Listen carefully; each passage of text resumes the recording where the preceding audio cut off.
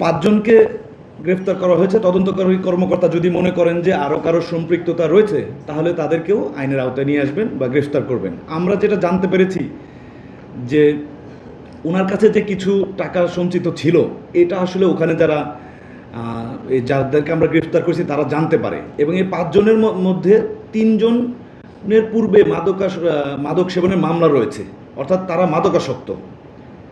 তো ধারণা করা যেতে পারে হয়তো যেহেতু তারা মাদকাসক্ত, এই জন্য তাদের হয়তো বা টাকার প্রয়োজন ছিল। আর তারা যেহেতু জেনে যায় যে এই বৃদ্ধা মহিলার কাছে টাকা রয়েছে এবং উনি তো কথা বলতে পারেন না, উনি বাক প্রতিবন্ধী, যার কারণে এই টাকা নেওয়ার উদ্দেশ্যে তার উপর হামলা করে বলে ধারণা করা যায়।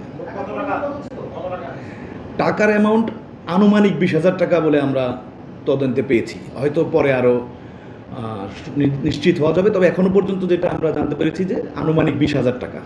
এই বৃদ্ধা মহিলা যিনি বাক প্রতিবন্ধী, উনি প্রায় দীর্ঘ 25 বছর যাবৎ ওই রেলওয়ে স্টেশনে একটি পরিত্যক্ত ভবনে থাকতেন। ওনাকে এলাকাবাসীও চিনতেন এবং তার প্রতি সদয় হয়ে তাকে বিভিন্ন সময় সাহায্য সহযোগিতা করতেন। স্টেশনে যে যাত্রীরা আসতেন তারাও সাহায্য সহযোগিতা করতেন। উনি নিজেও ছোটোখাটো কাজ করতেন এবং ওনার দীর্ঘদিনের সঞ্চিত অর্থ তার কাছে ছিল। এটা দুর্বৃত্তরা জেনে যায় এবং ধারণা করা যায় যে এই অর্থ নেওয়ার জন্যই তারা আসলে হামলা করে।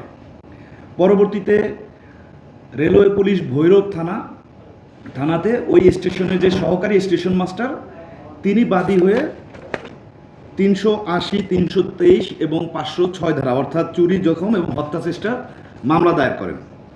এই ঘটনা জানার পর আমরা ছায়া তদন্ত শুরু করি এবং ঘটনার গুরুত্ব বিবেচনায় আমাদের র্যাব 11 নরসিংদী ক্যাম্প তাৎক্ষণিকভাবে জড়িত হয় এবং মামলার তদন্তকারী কর্মকর্তার সহায়তা, গোয়েন্দা তথ্য প্রযুক্তির সহায়তা, ঘটনাস্থল পরিদর্শন, প্রত্যক্ষদর্শীদের তথ্য সংগ্রহ এবং ধারাবাহিক অভিযানের মাধ্যমে আমরা মোট 5 জনকে শনাক্ত করি এবং গ্রেফতার করি। প্রথমে আমরা 3 জনকে গ্রেফতার করি নরসিংদী জেলা থেকে। 2 জন ওই ঘটনাস্থল অর্থাৎ নরসিংদী এলাকায় ছিল না। পরবর্তীতে তারা ব্রাহ্মণবাড়িয়ার নবীনগর উপজেলাতে চলে যায়। তখন আমরা আমাদের র্যাব 9-এর সহায়তায় ব্রাহ্মণবাড়িয়া থেকে গ্রেফতার করি। পরবর্তীতে তাদেরকে আমরা রেলওয়ে পুলিশ ভৈরব থানায় হস্তান্তর করেছি এবং তদন্ত কার্যক্রম চলমান আছে।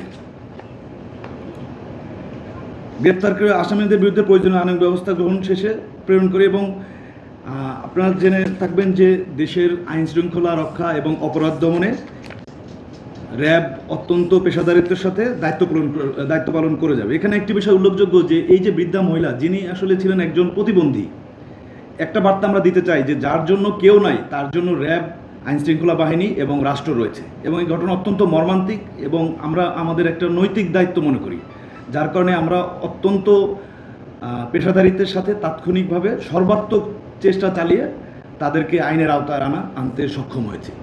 আমার পক্ষ থেকে এতটুকুই, যদি আপনাদের কোনো প্রশ্ন থাকে।